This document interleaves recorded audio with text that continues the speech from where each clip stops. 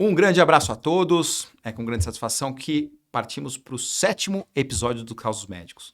Hoje eu tenho a honra de ter como convidado um amigo, colega de turma, Dr. Fernando Maria, com uma experiência incrível no campo da medicina do trabalho. Ele é formado na Escola Paulista, fez especialização em medicina do trabalho na USP, é membro da Associação Nacional de Medicina do Trabalho e, além de tudo, é o atual diretor médico da P&G aqui do Brasil e América Latina. Então eu acho que ele vai trazer bastante história e experiência, principalmente para aquela galera que está desenhando sua estrada profissional, com toda a experiência e expertise dele. E eu agradeço a sua presença, Fernando. Muito obrigado. Bom, obrigado pelo convite, Rodrigo. Para mim é um prazer estar aqui com você, né? Acho que a gente tem muita coisa para desmistificar na parte da medicina do trabalho, né? Muitos médicos não fazem a menor ideia do que faz um médico do trabalho. Então, acho que essa conversa é importante para a gente poder deixar mais claro o papel do médico do trabalho, tanto para os trabalhadores, seus dependentes, mas também para a empresa, né? E toda a sociedade em si, né? Muito bom. Não, que bacana, Fernando. Até porque, e aqui eu já tomo a liberdade de dispensar as formalidades, né? O Fernando formou comigo, é um grande amigo aí, tem uma história muito legal que vocês vão conhecer dentro da medicina do trabalho e do mundo corporativo.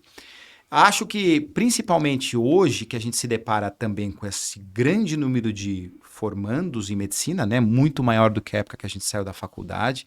O número de faculdades é bem maior hoje em dia, né, e a tendência é de aumento, pelo que a gente tem visto.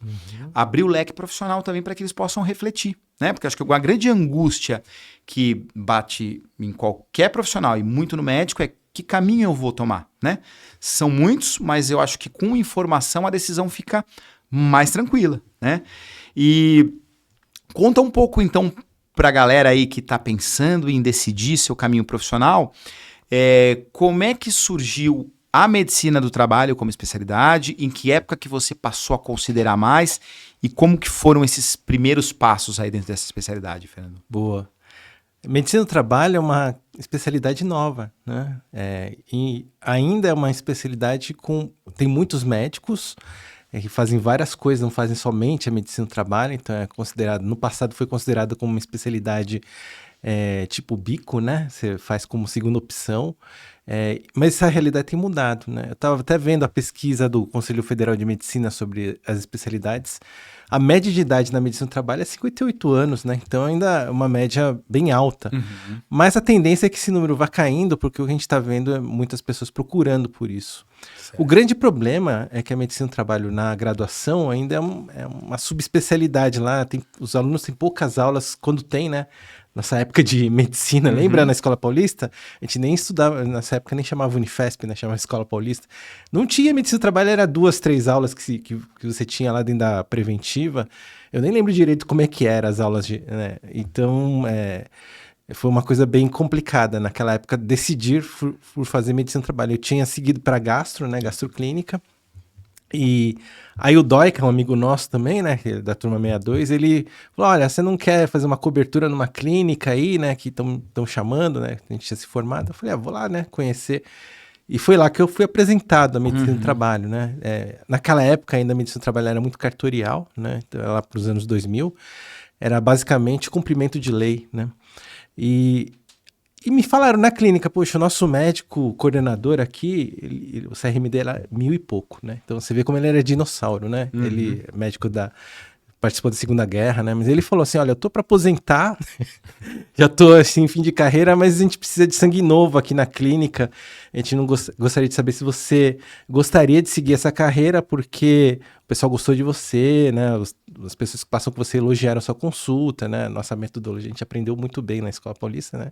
Fazer uma boa consulta e empatia, né? Que acho que é uma característica forte da Paulista, né? Que os médicos da Paulista são empáticos, né? E por isso eles me convidaram para fazer. Aí eu fui atrás, né, para entender o que era essa especialidade, já que a gente não teve na Escola Paulista. E foi quando eu conheci a professora Liz. Infelizmente ela não está mais entre nós, mas foi uma grande guru para a medicina do trabalho no Brasil, lá na USP, né? E ela me mostrou, né, ó, médico do trabalho tem muito a ofertar, né, para a sociedade, porque a gente está aqui para cuidar dos trabalhadores, né, e garantir que eles estejam seguros nos seus ambientes de trabalho, né, que não desenvolvam doenças relacionadas ao trabalho e nem tenham acidentes. E aí, para a empresa, o ganho que tem é que as pessoas saudáveis, elas trabalham mais, faltam menos, etc. Então tem ganho para todo mundo, né? E eu achei interessante, porque era tipo uma medicina de família dentro das empresas, né? Porque você poderia atuar acompanhando, seguindo a saúde do trabalhador, né? Mas naquela época ainda não era especialidade. Foi virar especialidade lá para 2001, 2002, mais ou menos, né? E aí sim começou a surgirem os títulos de especialista pela Associação Nacional de Medicina do Trabalho, né? Mas até lá ainda era um ramo da preventiva mesmo, né? Então foi assim que eu me entrei na área, né? Assim, conhecendo por acaso, né? Mas me apaixonando porque eu via que era uma chance de a gente não ficar somente na medicina de tratar os doentes, né? Mas sim de prevenir as doenças, né? E evitar que elas aconteçam, os acidentes também. E também dentro das empresas a gente fazer um segmento, né? Então foi assim. Aí, quando eu comecei a carreira, olha só que interessante, eu fui médico de várias empresas aí que hoje em dia vocês conhecem, mas naquela época talvez nem fossem tão famosas, né? Mas, por exemplo, o Omanara, né, que é um restaurante árabe aqui em São Paulo, agora é forte, né? Sim. Mas quando eu conheci o Omanara, nos anos 2000, só tinha, acho que 7 ou 8 lojas, mais ou menos, né?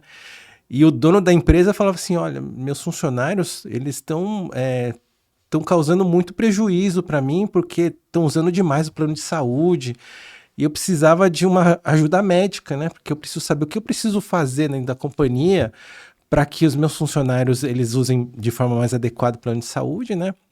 E estejam mais saudáveis, porque também o índice de absenteísmo no Omanara na época estava bem alta, né? Então, foi aí que foi bem legal, porque a gente fez uma parceria super forte com o dono da empresa. O Omanara até hoje é uma empresa familiar, né? E a gente conseguiu fazer com que os trabalhadores começassem a cuidar mais da sua saúde. A gente melhorou a comida que eles comiam dentro do restaurante, porque uma coisa é o que é servido para o cliente, outra coisa é o que vai para o trabalhador.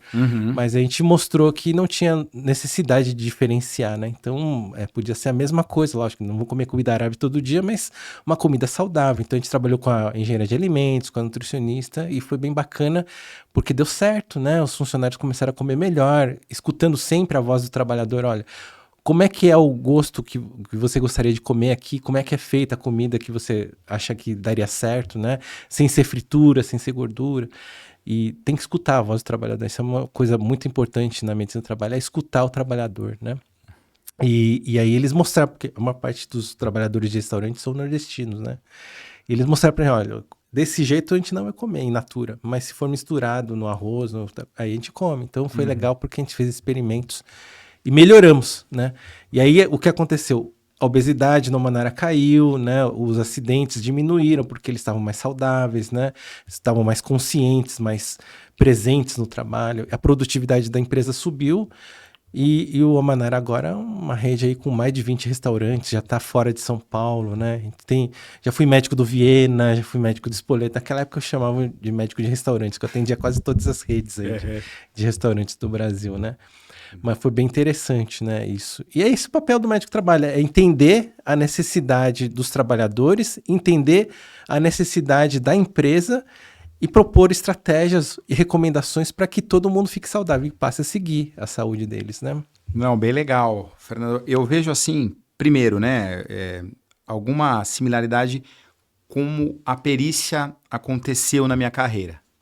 E aí acho que traz um insight no seguinte sentido: às vezes não é preciso ter muita ansiedade na escolha, né? Sim. Eu segui um caminho, de certa forma, ortodoxo na cirurgia, né? Cirurgia plástica, exerci a cirurgia plástica, mas nesse caminho da residência eu resgato uma curiosidade que, da mesma forma que na medicina do trabalho, embora a medicina legal fosse uma disciplina já mais estruturada, ela focava muito nos aspectos de medicina legal ligada à necrópsia, lesões corporais, aspectos muito próprios do IML.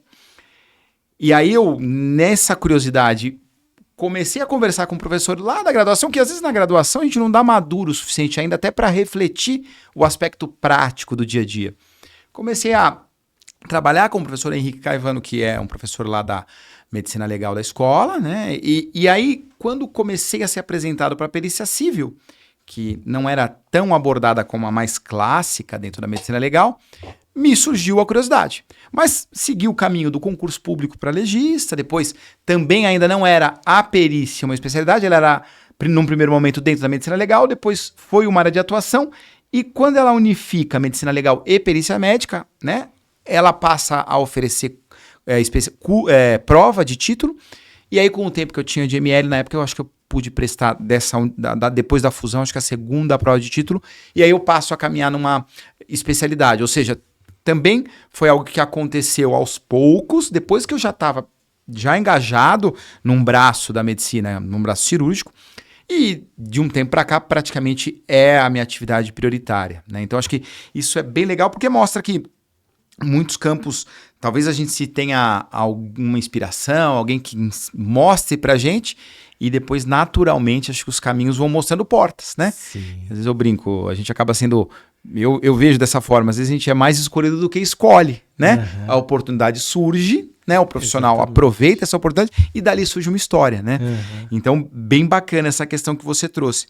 E eu acho que é o outro ponto que... Aí eu acho que vai servir para qualquer médico, mesmo numa função clínica, para poder estruturar uma coisa dele, que é a questão da gestão de saúde do colaborador.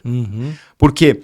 Hoje a gente está já no meu escritório lá com 10 colaboradores diretos e indiretos, mas a gente percebe nitidamente que ele não... A saúde, o bem-estar dele não é alheio àquilo que ele produz e convive contigo, que na verdade a grande parte da vida nossa é dentro do trabalho. Né? Então eu acho que você começa a perceber muito claro que a hora que seu colaborador tá bem, a hora que você consegue oferecer uma estrutura para que ele possa desenvolver esse trabalho, o reflexo é inegável para a própria empresa. Né? E eu acho que esses pilares, você obviamente tem a expertise técnica, mas eles são muito estudados e consolidados dentro dessa visão da medicina do trabalho. Né? O que a gente vê muito, vamos falar assim, na graduação, como não tem muita especialidade sendo dita, né, nas aulas, muitas faculdades ainda não têm a cadeira de medicina do trabalho, então a visão do nosso graduando em medicina é que o médico do trabalho ele vive fazendo o exame admissional, periódico, demissional, né?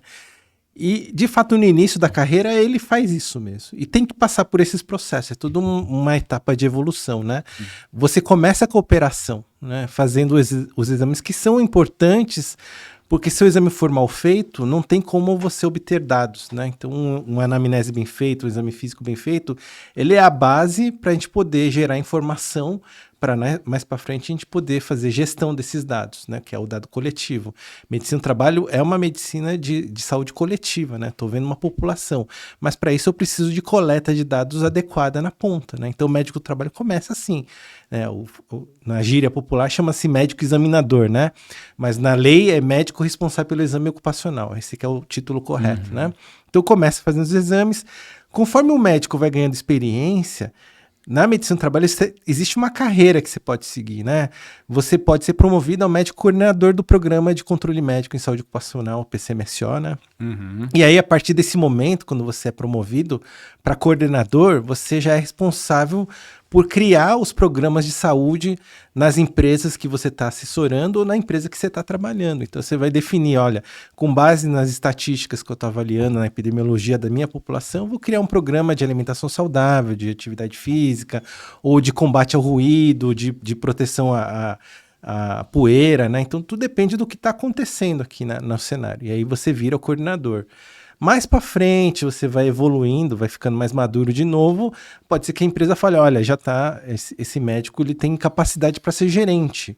Quando você é gerente, você já fica responsável pelas políticas, não é só montagem de programas, que também a montagem de programas é uma operação, né? Mas a gerência já é uma questão mais de elaboração de políticas coletivas dentro da companhia, para as empresas que estão prestando serviço, né? Programa ou política anti-tabaco, né? Então vamos criar aqui os ambientes de trabalho anti-tabagismo, ou então anti-drogas, né? Ou então de ambientes livres de ruído, ou ergonomia. Então isso tudo são políticas, né? E aqui no Brasil ainda não muito, mas lá fora é super comum. Até você me falou aqui, quando a gente estava no Esquenta, sobre que eu tinha viajado aí para os Estados Unidos, né, umas semanas atrás, um mês atrás, na verdade. Lá fora, nos Estados Unidos, é muito comum as pessoas da medicina do trabalho virarem diretores nas companhias, né? E aí, quando você é diretor, você já é dono de um orçamento. Você é que vai pagar pelos programas.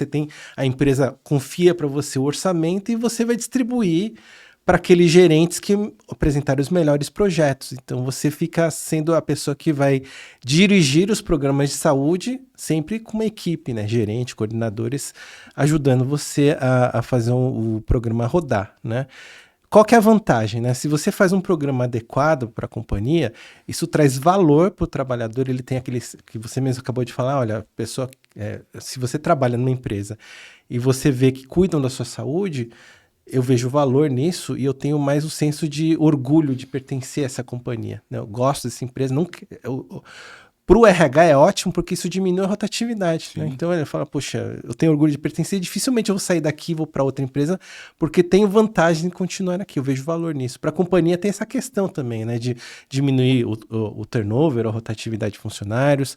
Além disso, quando você melhora o ambiente de trabalho ou torna o ambiente de trabalho mais seguro, reduz o número de acidentes, reduz o número de afastamentos e, por consequência, até o jurídico trabalha menos, né? Porque ele tem menos processo. Então, não tem tanto processo trabalhista, né? Nesse sentido, porque o ambiente está mais seguro. E até se tiver, é mais fácil para o perito ajudar a companhia a defender, porque olha só, ele tá aí reclamando de uma coisa, mas a empresa tem vários programas que mostram que o ambiente de trabalho é seguro. Então, não tem muito sentido o que ele está reclamando, né? Então, essa é uma possibilidade também. Agora, uma coisa que está mais nova hoje em dia na medicina do trabalho é o médico do trabalho não cuidar só da saúde do trabalhador em si, mas dentro do trabalho, mas também fora do trabalho. Lá fora chama Total Worker Health, né? Que é você vê o trabalhador de forma de saúde integral, né? Ele não é só o que está dentro da companhia, porque tem vida lá fora, né? Claro. Então, para isso, eu tenho que promover a saúde dele, né? O Rodrigo não é só o Rodrigo na clínica, no consultório ou na empresa que está trabalhando. Ele é o Rodrigo que também convive com a família, com os amigos, né? Mas para isso, para você ter uma vida longeva, né? Você tem que cuidar da sua saúde, tem que fazer exercício, você tem que ter uma alimentação saudável, tem que ter vida social. Então, uma coisa que a gente está trabalhando muito forte nas companhias é a questão da saúde mental. Você conseguir... No passado eu chamava equilíbrio, vida pessoal e trabalho, né? Que a gente tinha que ensinar as pessoas, olha, deu 6 horas, a caneta cai, né? Você vai viver sua vida com a família, com os amigos, né? Mas agora, depois da pandemia principalmente, o trabalho, ele invadiu a vida pessoal da pessoa. Então a gente fala hoje em dia não é mais de equilíbrio, vida pessoal e trabalho, mas integração, vida pessoal e trabalho. Então você tem que ter uma vida no trabalho integrada à sua vida pessoal de forma saudável, né? Não deixar com que o trabalho faça com que você adoeça ou você deixe de sair com os amigos ou deixe de aproveitar a família. Porque agora muita gente trabalha em casa, né? Sim. E não dá para ser que nem o House, né? O House invadia a casa das pessoas para ver lá qual que é o motivo da doença da pessoa. Médico de trabalho não pode fazer isso. Então, como é que a gente vai chegar na casa das pessoas? Como é que eu vou falar com o trabalhador e a família, né? De forma que a gente consiga interagir. Então, a medicina do trabalho já está no estágio que eu vou chegar neles usando a ferramenta que o Totti falou alguns capítulos atrás aqui nesse podcast, que é a telemedicina. Né? Então, a telemedicina, ela nos ajuda a chegar mais próximo do trabalhador e da família. E quando eu vou consultar ou fazer uma assistência de qualidade de vida, promoção da saúde do trabalhador, eu aproveito e chama aí sua esposa, seus filhos, né? Vamos conversar junto, porque mudança de hábito não é mudança só o Rodrigo. Né? Não adianta falar pro Rodrigo, você tem que comer melhor, e a sua esposa come besteira na sua frente, ou então seus filhos comem besteira na sua frente, dificilmente você vai mudar o hábito.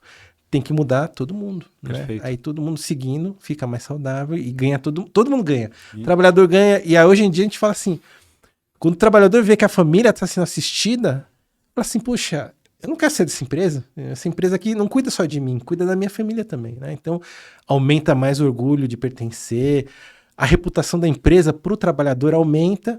E se esse trabalhador fala lá fora, para outras pessoas que são de fora da empresa, olha, minha empresa faz isso, a reputação da empresa cresce até para o consumidor, né? Para quem não sabe, a P&G, né, que é onde eu estou agora, que o Rodrigo me apresentou como diretor, ela não é conhecida pela marca P&G, ela é conhecida pelos produtos que faz, né? Então, Pampers, Gillette, e aí, se um funcionário fala, eu trabalho para a Gillette e a Gillette me fornece esses benefícios, a pessoa fala, pô, em vez de comprar o concorrente, eu vou comprar a Gillette, porque esse dinheiro, certeza que é revertido para cuidar da saúde das pessoas que estão lá dentro, né? Então, a imagem da empresa perante o consumidor também eleva, né? Então, todo mundo ganha. Né? Não, e eu acho que esse valor e pertencimento que você traz resgata algo que, por exemplo, vou trazer um exemplo meu, familiar, né? Meu pai trabalhou no antigo Banco do Estado de São Paulo, depois virou Santander, mas ele praticamente se formou, fez concurso e lá ficou até se aposentar. Sim.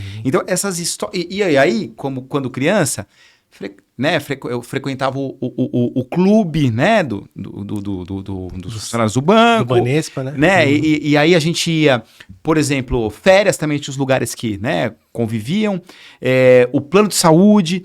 E se fazia uma cultura de pertencimento, e não só meu pai, mas como grande parte dos amigos profissionais dele, tinham essa história de anos e anos na empresa. E eu acho que isso é inegável, ou seja, a rotatividade alta não é bom, né? Não é bom para o aprendizado da atividade, não é bom para a cultura interna da empresa. Lógico, sempre receber, né, as gerações novas. Mas eu acho que apesar de ter choque geracional, geração X, Y, Z...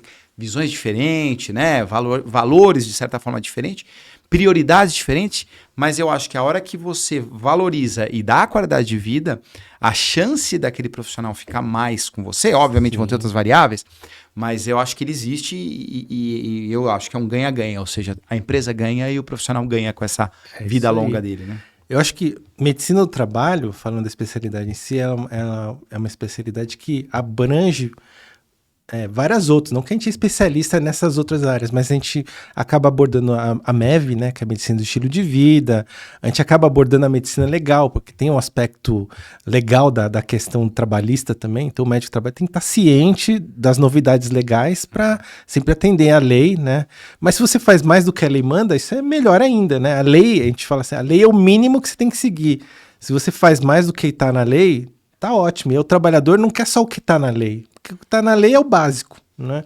Isso todo mundo faz. Agora, como que o médico do trabalho se diferencia dos outros médicos do trabalho, né? Ou então como alguns médicos do trabalho se destacam perante outros? É quando ele mostra que está não só fazendo o que está na lei, que é cartorial, mas está mostrando para a empresa que medicina, saúde faz parte do negócio, né? Isso não só para o empregador, para a companhia, mas para os trabalhadores, né? Que muitas empresas, o trabalhador, às vezes você pergunta, quem é o médico da sua empresa? Ele não sabe, porque o médico do trabalho não se destaca, né? Mas aquelas empresas que o trabalhador sabe quem é o médico da empresa, né? Quer dizer que esse médico está mostrando valor da saúde, né? As pessoas estão falando de saúde, não só falando só de doença, né? Agora, uma coisa também, que falando de novo da parte de gestão, a gente está falando de gestão dos riscos, né, relacionados ao trabalho em si, mas você sabe qual que é o segundo maior custo que as empresas têm dentro da parte financeira? O primeiro é a folha de pagamento, né, que é o salário que paga.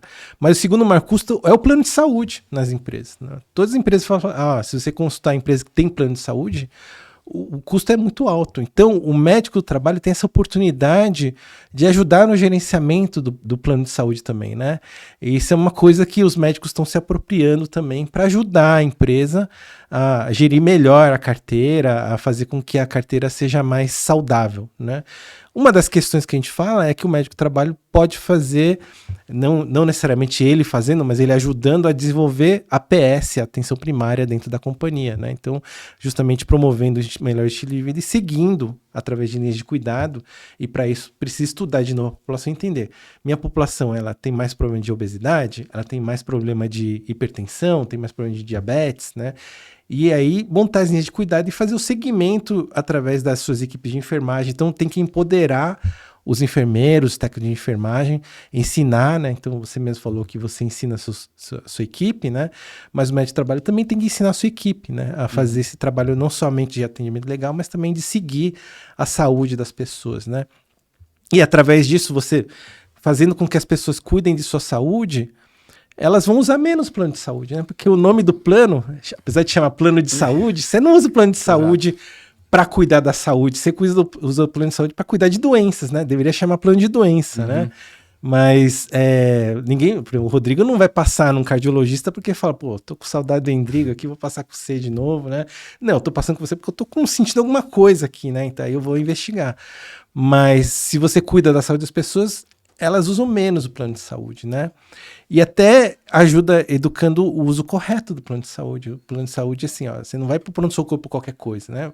Você vê que a maior parte dos atendimentos em PS, em pronto-socorro, é por IVAs, né? Sim, Muita gente vai no PS por causa de resfriado. Por quê? O acesso é fácil, chega no PS sou atendido, né? Mas se você tem uma equipe de APS, seja por telemedicina ou presencial, esses casos mais simples vai para PS, né? Vai para atenção primária, não vai para o pronto-socorro. Uma consulta de APS é 100, 200 reais. Uma consulta de pronto-socorro, 500, 800 reais. Então, isso que para o empregador é importante deixar claro para ele entender também, porque o empregador, ele às vezes, ele orienta o funcionário, fala, você está passando mal, vai para PS, né? Mas não, ó, a PS custa 100, 200 reais por consulta. Um pronto-socorro custa 500, 800 reais por consulta. Então, e pronto-socorro é para emergência. Se você leva uma pessoa com resfriado para o pronto-socorro, tá roubando a vaga de alguém que está precisando mais, né? Pronto-socorro é para coisas mais críticas, urgentes, graves, né? A PS atende esses casos mais simples, né? Então, isso tudo é o papel do médico, trabalho é educar o trabalhador, a família, o empregador, né? Então, para que todo mundo entenda como funciona o sistema e use de forma correta, né? Não, bacana. E eu acho que aí você desenha duas expertises bem bacanas que essa especialidade confere aos médicos que assim se interessam e estudam e praticam a medicina do trabalho. A primeira, inegavelmente, que você trouxe lá atrás é conhecer um pouco de legislação, né? Eu acabei tendo curiosidade, fiz direito, sou advogado e comecei a entender... Médico e advogado é Deus, né? Isso. Curioso. Eu acabei indo para o direito e lá aprendi coisas que deveria saber desde um primeiro momento que influenciam tudo. Desde o funcionário, a secretária que eu admito na clínica, as questões de funcionamento. Então isso você já mostra no minuto zero para aquele cara que está pensando na especialidade, um grande conhecimento que ele vai adquirir, que faz parte desse programa. O outro, a questão de gestão. Né? Porque se fala hipoteticamente da gestão, mas a gestão é isso, é resolver o problema das corporações no dia a dia, aplicar teu conhecimento em prol daquela corporação que confia em você. Exato. E isso vem das cadeiras da medicina do trabalho. Eu acho que o papel, lógico, que nem você disse, para tudo tem um começo, né? Começa-se como um médico examinador, mas o horizonte, no fim, é um cargo de gestão executiva alta, muitas vezes como o seu, numa diretoria de uma multinacional. Então eu acho que isso acaba sendo um atrativo, né? E você também, como notório professor aí de várias especializações e pós-graduações da área, conta um pouquinho para a galera que está pensando em começar, como é que são as oportunidades, qual a duração desses programas, como é que ele deve começar esse aprendizado na área da medicina do trabalho? Existem duas maneiras de você virar médico do trabalho, né? A primeira, a mais clássica, é a residência, né? Você prestando a prova de residência, e existem diversas faculdades. Em São Paulo, especificamente, tem a USP, tem a Santa Casa, tem a Unicamp, Medicina ABC, né? Então, agora tem a nova do Oswaldo Cruz, né? Então, são lugares onde você pode prestar, e outros estados também tem, né? E a mais clássica de todas, duração de 2 anos, o curso de residência. Primeiro ano você passa pelas especialidades afins da medicina do trabalho, como ortopedia, né, como reumatologia, dermatologia, etc., né? E o segundo ano você fica mais focado no dia a dia das empresas, né? Então o residente em medicina do trabalho é um pouco diferente do residente de hospital, né? Que não é só a clínica, mas ele acaba estagiando em empresas. Então lá na PIG eu recebo residentes eu recebo de todas essas que eu citei, mas também recebo já recebi da UFMG, né? De Minas Gerais, do Paraná, né? Então diversas localidades vêm para cá, passam um mês comigo para ver como é que é a vivência do médico do trabalho dentro das empresas, da fábrica, né? E além disso, o médico do trabalho residente de medicina do trabalho, ele faz estágio também em sindicato, né? Então ele pode fazer, faz parte do programa ir lá no SECONS, por exemplo, que é o Sindicato da Construção Civil, ou outros sindicatos, para conhecer como é que é a vida do trabalhador quando está na vivência do sindicato, como é que é o médico trabalha atuando em sindicato, em Serestes, né, que são centros de referência em saúde do trabalhador, né? Então, o residente passa por essa vivência, né? Então, vive a vida no hospital, mas vive também dentro das companhias e outras áreas afins, né? Então, perícia médica também. Então, tem um mês que eles passam no IMESC, né? Nesses centros de perícias também, né? Para eles entenderem aí como é que é toda a dinâmica, né? Agora, se você não for para residência, por exemplo, eu estou recém-formado, mas eu já queria começar a trabalhar e a residência, infelizmente, não tem uma bolsa muito boa, né? Então, tem muito médico que já quer entrar no mercado. Ele pode seguir pelo caminho da pós-graduação também. A pós-graduação, normalmente, ou é noturno, ou é de fim de semana, mas são 2 anos também, mas é uma carga horária... na verdade, ele é uma carga horária equivalente à da residência, mas... não precisa ser o dia inteiro, né? Que nem o residente né? E ele, além de fazer a pós-graduação, ele pode trabalhar durante o dia, por exemplo, né? Para poder pagar o curso. Mas depois ele tem que fazer mais 5 anos de prática, né? Ele não vira especialista logo de cara, né? E prestar prova de título para ele virar especialista. A questão é que, assim, para você virar coordenador de PCMSO, de Programa de Controle Médico e Saúde Ocupacional, e seguir como médico do trabalho oficial dentro das companhias, que hoje em dia a gente chama de... a lei fala assim, a NR4, né, que as empresas têm que ter o SESMIT, o Serviço Especializado em Segurança e Medicina do Trabalho. Então, dependendo do número de funcionários, do risco da empresa, existe um quadro na NR4, na lei, né, que fala assim, olha... Empresa, grau de risco 1, tantos funcionários, tem que ter 1 médico de trabalho. Grau de risco 2, tantos funcionários, 2, 3 médicos de trabalho. Então, depende da quantidade de funcionários e o risco, né? E aí, a empresa, para contratar esses médicos para fazerem parte do quadro do seu SESMIT, tem que ser residente, né? Ou ex-residente, né? Porque já sai com o título, com a especialização, né? Ou fazer a pós-graduação e prestar a prova de título, que aí com o título ele consegue fazer parte desses SESMITs nas companhias aí, né? Normalmente são empresas grandes que têm SESMIT. Empresa pequena não tem SESMIT, papelaria, açougue, essas coisas não tem SESMIT, mas você tem que ter um consultor, né? E esse consultor que vai fazer o programa dessas pequenas empresas também tem que ter título de especialista ou ser ex-residente, né? Então esses são os 2 caminhos que o graduando pode seguir para virar especialista na área aí, né? Não, legal, bacana. Então, vamos supor, para aquele colega que se lança ao mercado de trabalho, né, e começa a fazer uma pós-graduação, o quanto antes ele o faça, melhor, porque ele percorre esse lapso dos 5 anos de atividade, né, comprovada na prática na área e pode prestar o seu título e isso tem um reflexo direto nas oportunidades dele no futuro também. Exatamente. Né, para poder fazer essas coordenações. Ou se você quer mais rápido, não está tão preocupado ainda com o dinheiro logo que se forma, a residência é o caminho, a gente chama de o gold standard, né? O padrão ouro é a residência, né? Porque a residência você vive dentro da medicina do trabalho. O pós-graduando não tem essa oportunidade, porque a pós-graduação é mais aula teórica, né? Vê um pouco de prática, mas ele não tem a vivência, a não ser que ele trabalha. Mas o que ele trabalha normalmente são clínicas de assessoria que ele está no atendimento. Então ele vê mais a vivência do atendimento em si, não da gestão em si. O residente ele vê as 2 pontas, né? Ele faz o atendimento do público, mas como ele faz os estágios dentro de empresa, ele vê a parte de gestão. Então ele tem uma visão maior do que o pós-graduando, né? Então eu diria assim, se você quer mais rápido, é a residência, né? Se você está querendo dinheiro mais rápido, é a pós-graduação, mas aí demora para você crescer na carreira, porque você vai ter que ganhar prática para você poder no futuro ser gestor, né? Então é um caminho um pouquinho mais longo, mas dá na mesma, na verdade, né? Na nossa época nem existia residência, né, Rodrigo? Então quando eu fiz o curso, era pós-graduação, né? Não existia residência naquela época, né? Então a residência em medicina do trabalho é nova porque a especialidade é nova, né? Então não é tão antiga assim, né? Não, bacana, Fernando. E realmente acho que fica, né, alguns esclarecimentos e caminhos que, óbvio, abrem a reflexão de quem que vai escolher sua especialidade ou área que conduz, até pelo que a gente tratou, né? Muitas vezes isso vem já a hora que o profissional se lançou no mercado, já está dando o seu plantão, faz um programa de saúde da família e não, eu quero me firmar numa especialidade, né?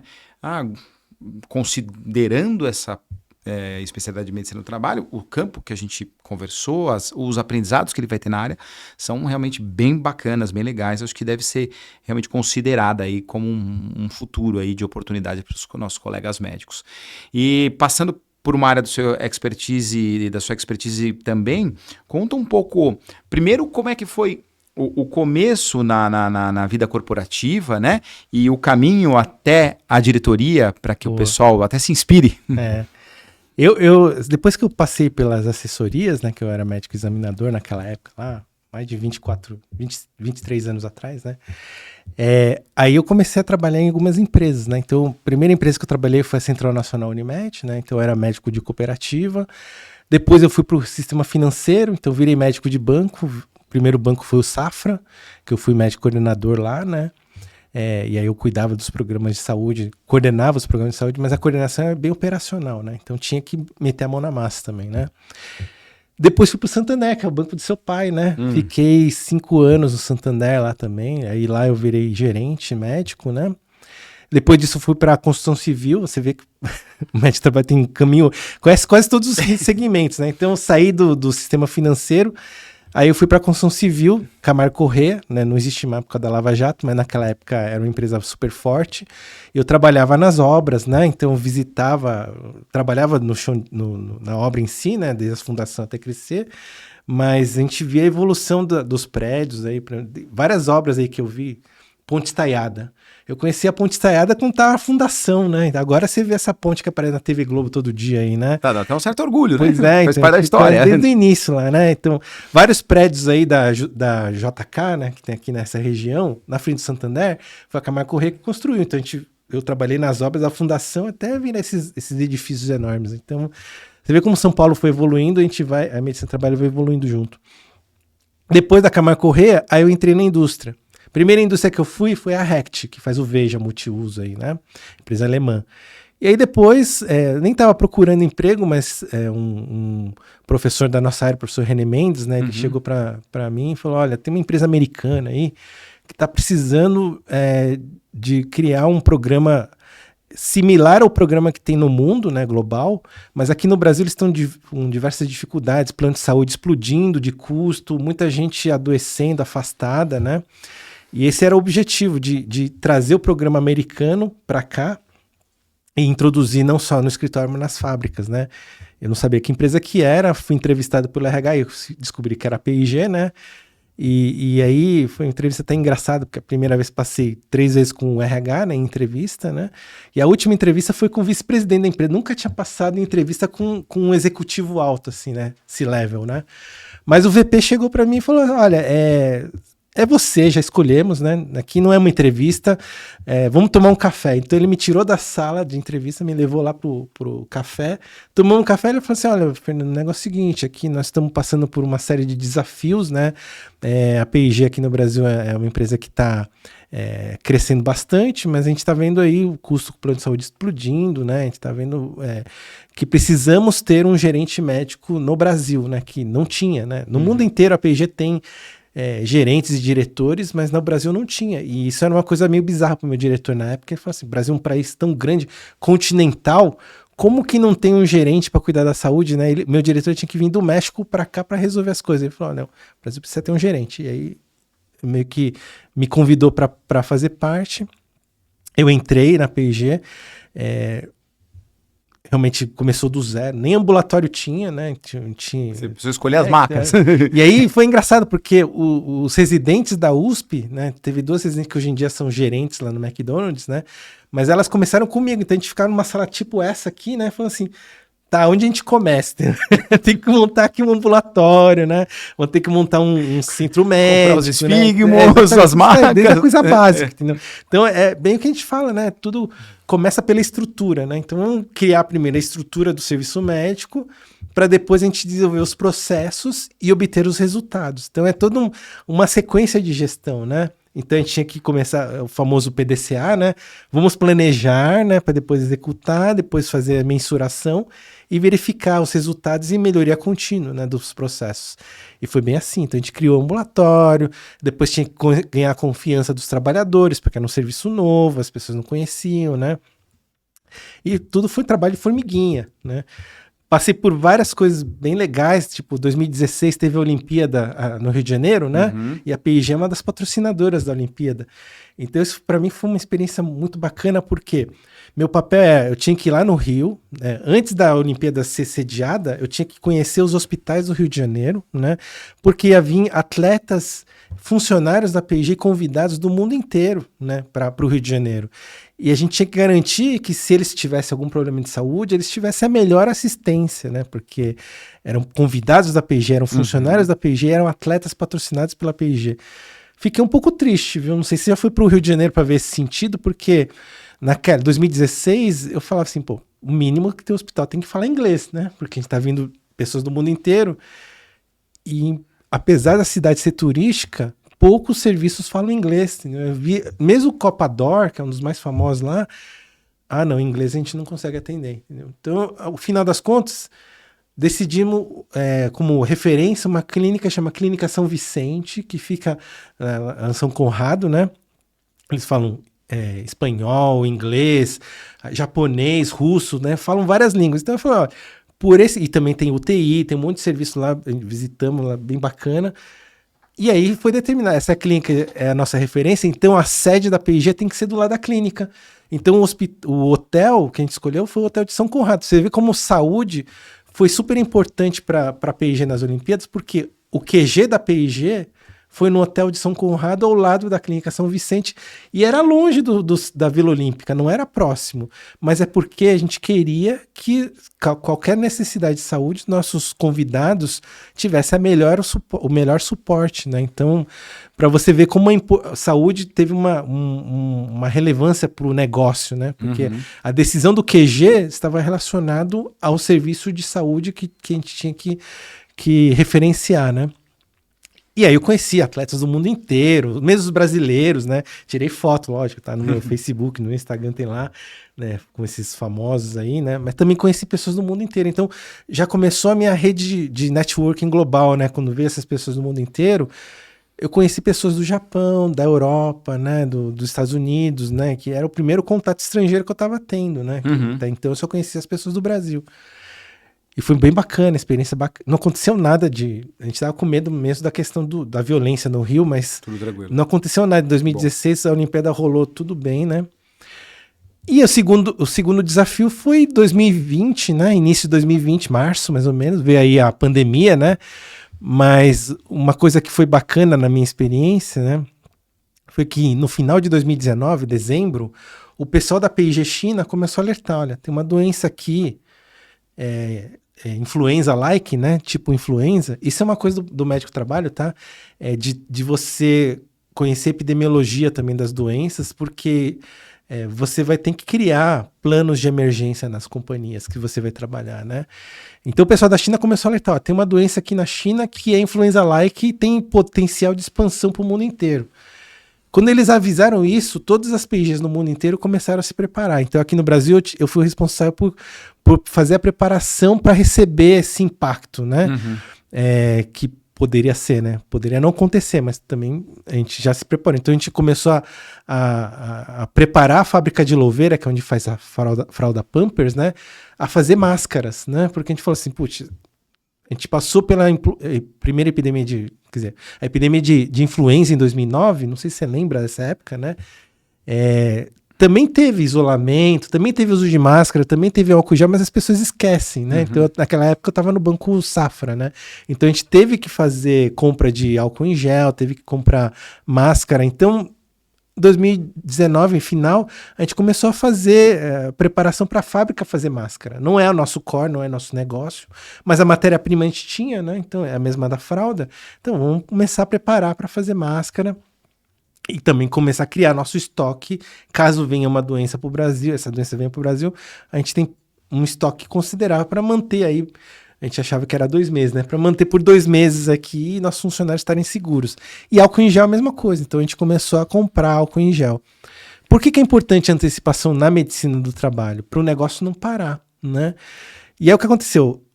Veio a pandemia em 2020, março de 2020, que até as empresas começaram a falar, vamos mandar as pessoas para casa, né? Vai para casa, só que a gente também mandou para casa com álcool em gel, com máscara, né? Para as pessoas poderem se prepararem, né? Quando a gente viu que não ia ser só 2 meses, a gente falou, tem que acelerar esse negócio de comprar máscara. E aí tava difícil para comprar, porque já não tinha mais no mercado, o mercado todo tava sem, né? Mas a gente já tinha um estoque já por um tempo, a gente conseguiu pelo menos manter um tempo até a gente encontrar fornecedores que começavam a dar essa máscara pra gente. Mas o negócio não parou.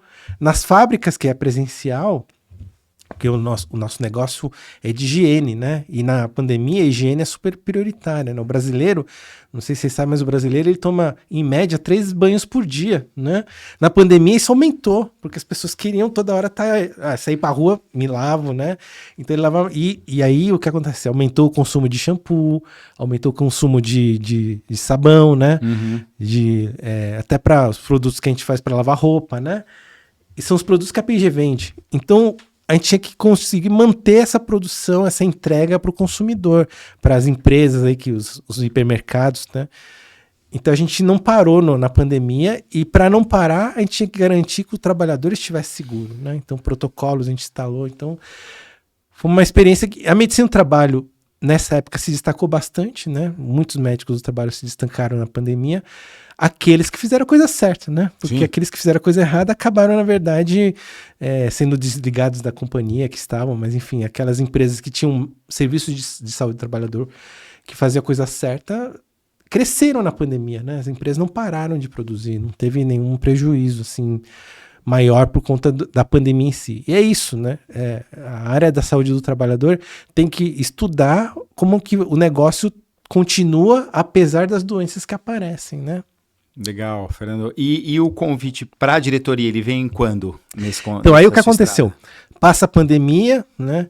Aí o meu diretor América Latina, né, na época, o Dr. Jorge Morales, ele fica lá no México, ele falou, olha, eu tô para me aposentar, né? E eu preciso ter um sucessor, né? Então ele já começou a me preparar, olha, então qual que é o meu papel aqui? Eu tenho que cuidar da saúde da América Latina, então você tem que começar a se relacionar com os médicos de outros países, né? Para que eles comecem a confiar em você, no seu trabalho, tudo. Então a gente formou uma equipe forte na América Latina, de um grupo, tem um grupo de WhatsApp, mas também tem grupo no Teams aí, para a gente poder entrosar, ver as melhores práticas, né? E cada um se conhecer também. E a ideia é que o meu chefe já fazia a reunião América Latina, mas a reunião, o que eu tive aqui no Brasil foi a ideia de criar reuniões científicas no Brasil, né? Então a gente começou a juntar as equipes das fábricas junto com o escritório, para que a gente começasse a estudar quais seriam as implantações que a gente precisava fazer em termos de programas de saúde e que sejam equivalentes. Então, o escritório não pode ter programas melhores que a fábrica. E o pessoal que está na rua, por exemplo, a P&G, nesse período todo, virou uma empresa farmacêutica também. A gente comprou uma parte das operações da Merck, né? Então, tem alguns medicamentos que agora são produzidos pela P&G. E por esse motivo, nós temos o que você conhece como representantes médicos. São aqueles visitadores, né? Funcionários que vão nas clínicas e mostram os produtos e fazem com que o médico prescreva mais, né? A gente já tinha essa linha para odontologia, porque a gente tem oral B, né? Então, eles iam nos dentistas, mas agora a gente tem médicos, né? Representantes médicos. E o que acontece? Esse funcionário que está na rua, visitando médico, visitando dentista, ele tem que ter o mesmo programa de quem está trabalhando no escritório, que está trabalhando na fábrica, entendeu? Então a gente tinha que pensar, como é que eu faço para criar um programa que atenda a necessidade do pessoal que está no campo, mas que ele não sinta diferença com... Pô, falar assim, que eu via muito no banco era o seguinte, o pessoal da agência falava assim, no escritório tem um monte de coisa, aqui na agência não tem nada, né?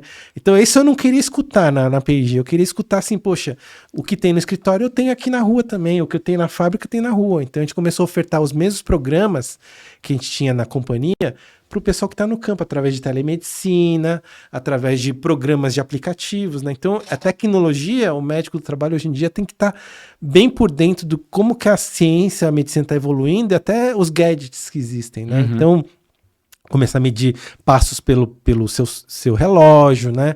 Então, o pessoal do escritório lá, que antigamente eles usavam lá o Polar, né? Hoje em dia, qualquer celular tem, entendeu? Sim, Né? Então, não precisa mais de Polar, entendeu? Mas massagem, por exemplo, tem no escritório, mas o pessoal que está no campo também recebe massagem. Então, ele tem lá o voucher, ele vai num serviço de massagem e recebe a massagem lá também. E meditação, que antigamente a gente fazia presencial, agora a gente faz por telemedicina. Então, ele faz a medição por videoconferência, né? As pausas, né? Tudo que o pessoal da ergonomia, a gente fazia tudo presencial, então tinha lá a pausa que a gente chama de ginástica laboral, né? Hoje em dia não chama mais ginástica laboral, é uma pausa ativa, né? Então o pessoal que está no campo também tem um momento de pausa, ele pode conectar e fazer seu alongamento, né? Então, todos esses programas agora a gente expandiu através da tecnologia, né? Bacana. Então, o pessoal que está no campo recebe as mesmas coisas, né? Então, aí o que aconteceu? Meu diretor aposentou e ele falou, olha, o Fernando, ele cuida de um país grande, né? Que é o Brasil, né? E ele tem potencial para ser o meu sucessor como diretor da América Latina. O pessoal do Global e o pessoal do RH toparam, né? Falaram assim, não, bacana. E aí me promoveram também uma colega minha do Panamá, né? Então nós somos em 2 diretores, né? A gente faz, um ajuda o outro, né? Quando eu entro de férias ela me cobre, quando ela entra de férias eu cubro ela, entendeu? Então ela cuida da América Central, então é México, Panamá, Costa Rica, tá com ela, América do Sul tá comigo, né? Então Argentina, Peru, Chile, Colômbia, Brasil, né? Tá tudo comigo. Mas eu entro de férias, ela cobre América do Sul. Ela entra de férias, eu cubro a América Central, né? Tive que aprender espanhol, uma coisa que eu nunca... Eu não sabia falar nada de espanhol quando eu entrei na empresa. Eu falava inglês, mas espanhol não. Uhum. Mas isso foi uma coisa que eu fiz por autodidatismo. Não tive aulas de espanhol, mas de tanto falar com o meu chefe, que é mexicano, e tanto falar com a equipe... Porque o Brasil é o único país na América Latina que fala português, né? Uhum. Então, acabei desenvolvendo essa habilidade de falar espanhol. Inicialmente era portunhol, né? Mas agora já falo melhor. Eles falam que já tô falando bem, né? Mas, enfim, acho que eles estão me enganando. Mas... Não, tenho certeza que você, como sempre, você se dedicou. E é isso, né? Então aí eu virei diretor. Aí como diretor, a gente ganha algumas vantagens, né? Então a gente tem, além da remuneração, tem outros benefícios da companhia. Mas uma coisa que eu achei fantástico é que agora eu tenho contato com o mundo inteiro, né? Então tem diretor...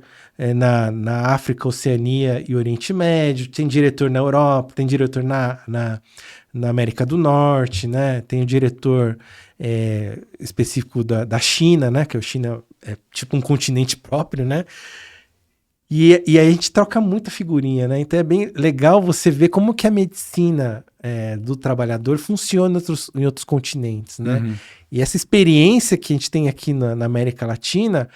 A gente ensina para eles, assim como eles me ensinam as práticas que tem lá fora também. E o meu papel agora aqui na medicina do trabalho, aqui no Brasil, é fazer com que a especialidade cada vez mais seja valorizada, né? Então, é bom que eu estou falando aqui com o público jovem, mas a intenção é que essas boas práticas que a gente está aprendendo no mundo inteiro, a gente traga para o Brasil para que a especialidade cada vez mais ganhe relevância e mais jovens tenham interesse de fazer medicina do trabalho e a gente diminuir um pouco essa média de idade, né, da especialidade para que mais novas gerações assumam, né, essas tarefas. Né? Não, bacana, Fernando. A gente vê que muito em função da sua competência, antes o seu diretor do México que precisava viajar para cá, agora você que precisa viajar para a América Latina. Mas tem uma vantagem, meu chefe antes da pandemia, ele tinha que viajar muito. Quase todo mês ele ficava... entre Colômbia, Brasil, México, né?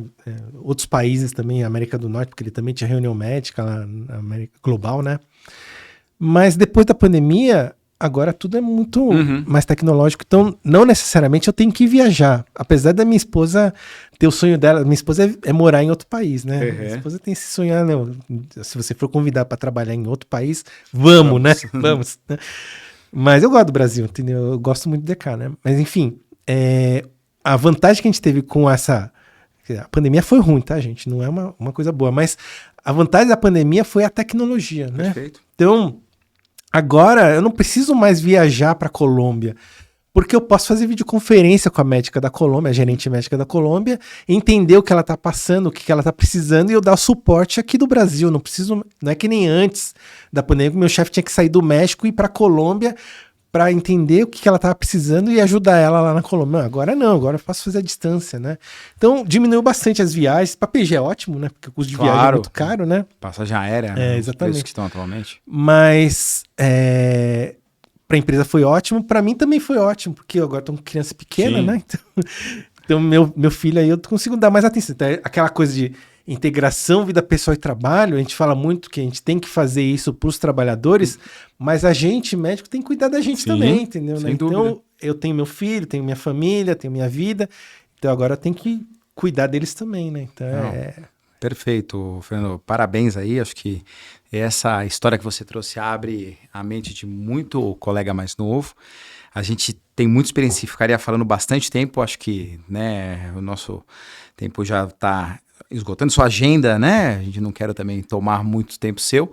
E um convite que eu faço para todos os colegas que sentam nessa cadeira é que conte uma história legal da medicina, um caso médico pra gente. Boa. Bom, aqui, na verdade, assim, o que acontece? Vou falar de o dia a dia, assim, né, do médico. O médico do trabalho tem que ter muito relacionamento, né? Uhum. Então, a gente cuida das coisas do trabalho, mas também extra trabalho, né? Então, vou falar assim, uma coisa quando eu estava trabalhando na clínica lá da empresa, no consultório, aí chegou um dos nossos funcionários e falou, olha, eu tô aqui no México e eu tive uma lesão, né, aqui no cotovelo, né, caí no chão, machuquei o cotovelo, tudo. Tô voltando pro Brasil com o cotovelo lesionado, entendeu, né? E aí, eu queria ver como que eu posso fazer quando eu chegar aí no Brasil, né? Mas uma coisa legal na medicina do trabalho é que a gente conversa com muitas especialidades e a gente tem uma turma super bacana na medicina, na Escola Paulista, né?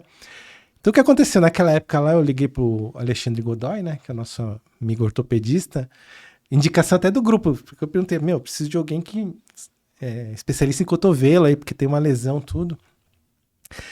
E o Ale falou assim, não, manda pra cá, quando ele chegar aqui, já manda pra mim que vão fazer essa cirurgia logo, né?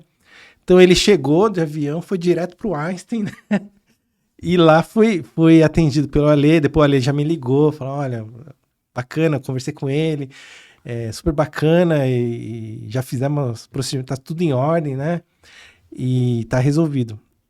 Quando você tem essa rede de referência, essa rede de confiança, ainda mais sendo pessoas que você conhece bastante, né? Uhum. Amigos assim, o retorno que você tem não é só do colega que fica agradecido que você encaminhou um paciente para ele, né? E claro, ele tratou muito bem, mas também vem a parte do paciente, né? Então, quando ele voltou comigo, ele falou assim, nossa, eu nunca fui tão bem atendido, né? Então, e isso não serve só para medicina do trabalho, acho que serve para todas as especialidades, né? Que o médico em si, ele tem que ter uma boa rede de relacionamentos, mas na medicina do trabalho, o que a gente fala disso é a importância da referência, né? Você referenciar especialistas que sejam resolutivos, né, que resolvam o problema, mas também a contra-referência, porque depois eu preciso saber o que foi feito, né? Na empresa eu preciso fazer alguma adaptação para essa pessoa, preciso mudar alguma coisa, né? Então o médico do trabalho tem essa questão de adaptar o trabalho à pessoa, né? Perfeito. Então, quando essa pessoa retornou, como o Ale cuidou muito bem, ele voltou sem sequelas, então não teve adaptação nenhuma. Mas se por acaso ele voltasse com alguma sequela, o papel do médico do trabalho é adaptar o ambiente ou o trabalho à necessidade da pessoa. Não é a pessoa que tem que se adaptar ao trabalho. Não sei se você lembra, Charlie Chaplin, né? Teve aquele filme Tempos Modernos, sim, né? Claro. Que mostrava muito as tendinites, né? E naquela época era o contrário, era a pessoa que tinha que se adaptar ao trabalho, né?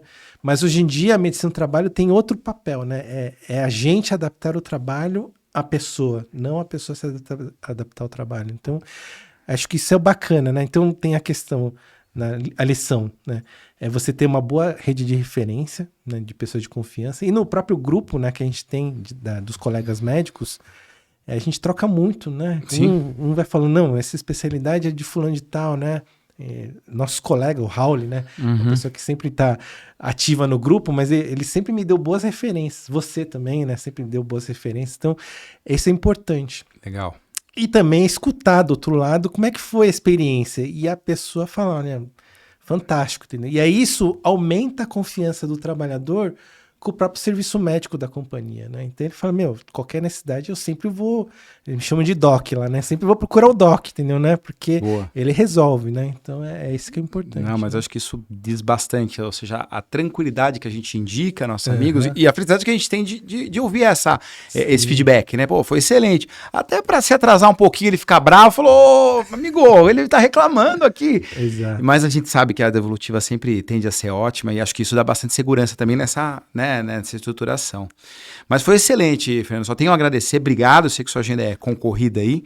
É um prazer. Acho que vai trazer bastante insight aí. A pessoa vai ter bastante aprendizado dessa sua especialidade, que eu acho que tem que ser bem considerada aí para os nossos médicos que estão se formando ou que estão em dúvida num caminho, mesmo que seja uma mudança de especialidade, né, que pode ser bem bacana aí para o futuro deles. Muito obrigado à audiência de todos, muito obrigado ao Fernando mais uma vez e nos encontramos em breve. Boa, até mais. Tchau, tchau. Tchau, tchau.